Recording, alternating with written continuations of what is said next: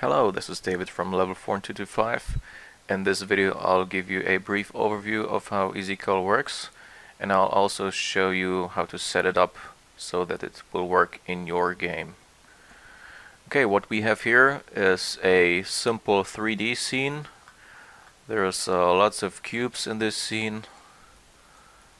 So in your game it might be trees, houses, whatever level geometry that you have. Okay, and as the first step we need to search for the main camera. In this example the main camera is attached to our first person controller, so let's select the main camera. Then you'll need to navigate to the Cull folder and then to the scripts folder, and in the scripts folder you will see ECL culling sphere, and select ECL culling sphere and drag it onto your main camera. Then you'll see a camera view frustum appearing in the scene view, as well as a purple so-called culling sphere. Let's go to top view.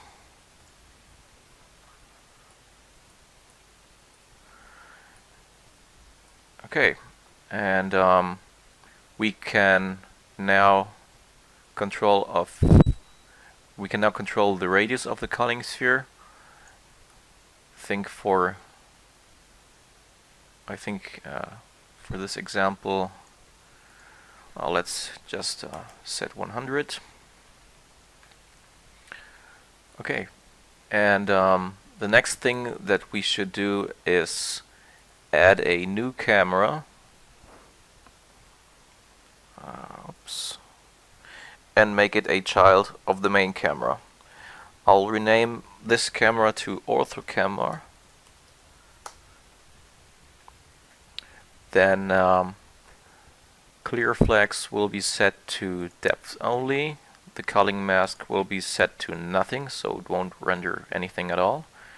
And the projection should be set to orthographic. Okay. Now the far clip plane should be set, we'll just have to test this, 10, no, 40 looks okay, maybe, no, 50. Make sure this far clip plane is not greater than the radius of the culling sphere. So 100 is really the maximum that you should go in this example, but I'll just give 50. This should be enough. Then you should also adjust the size of it right here, so both corners should be just in line with the main camera's view clipping plane. Okay, and let's uncheck occlusion culling because we don't need this.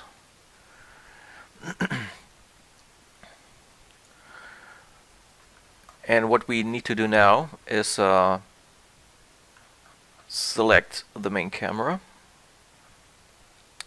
and scroll down to ECL culling sphere, and then we have a parent root transform field here. So we need to provide a root game object. That means I'll create an empty game object.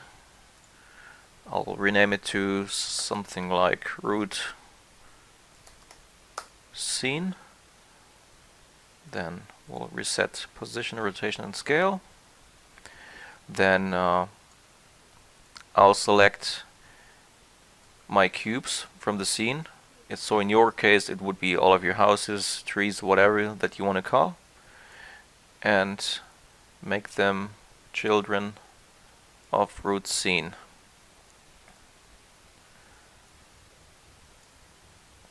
Okay, select the main camera again and drag root scene into the parent root transform field.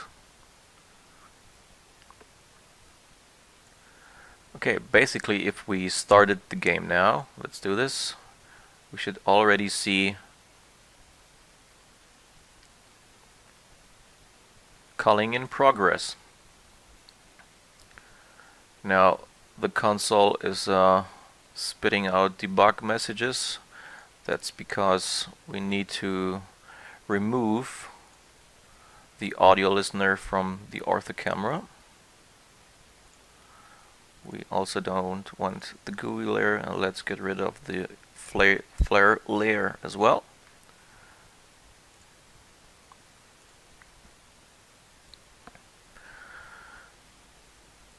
And let's start it again.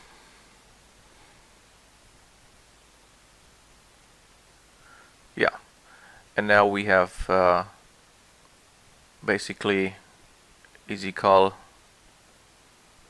working.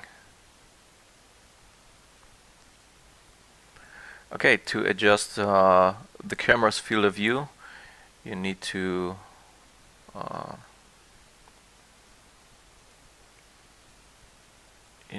adjust the field of view in the camera component, but I suggest just leaving it at 60.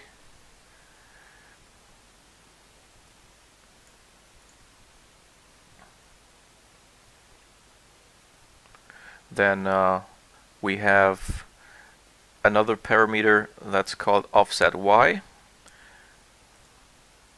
and with this parameter you can adjust the height of the culling sphere. Oops.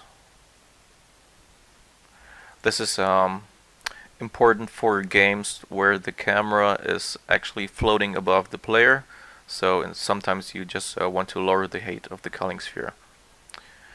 Okay, the next thing that we have is the culling check rate in seconds. I suggest leaving it at 0.03, but for mobile games you will want to set this to 0.2 or 0.4. The lower the value in culling check rate seconds is, the more your CPU needs to refresh the scene.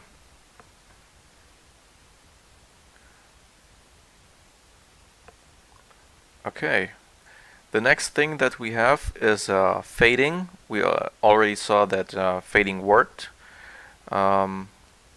For fading in 3D scenes, you'll need transparent shaders or shaders supporting alpha blending in order to make it work. So on my cubes I have a transparent diffuse shader.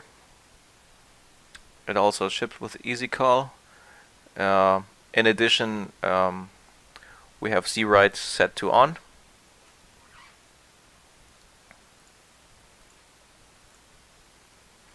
Okay, then let's get back to the main camera and disable fading.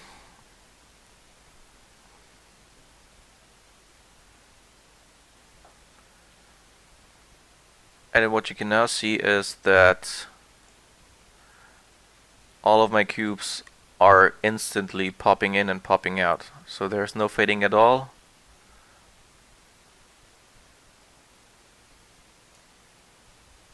Yeah. So for fast games, I suggest just using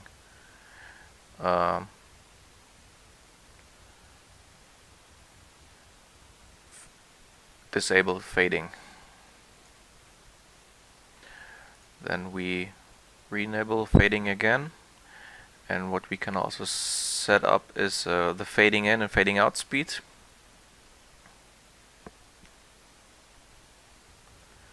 So we have a fading in speed of 2.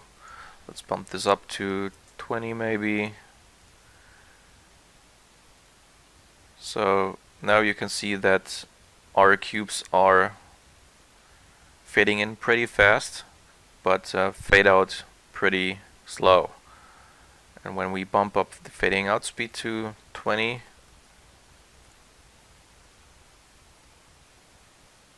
you'll see fast fading.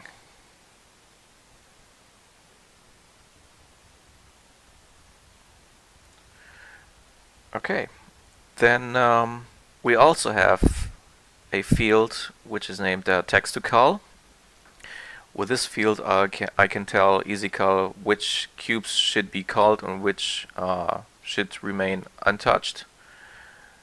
Let's select those cubes here and give them a tag. I've already set up a tag in the tag manager. Call me now.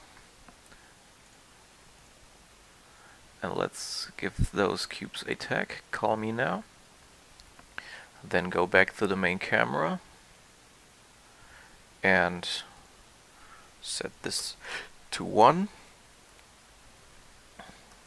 Now write the tag into element 0, and EasyCull will now only cull those cubes that I tagged with call me now. So let's test this.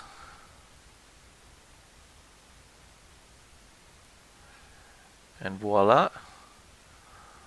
The rest of the cubes in my level remain untouched, and the cubes with the tag call me now are now being culled.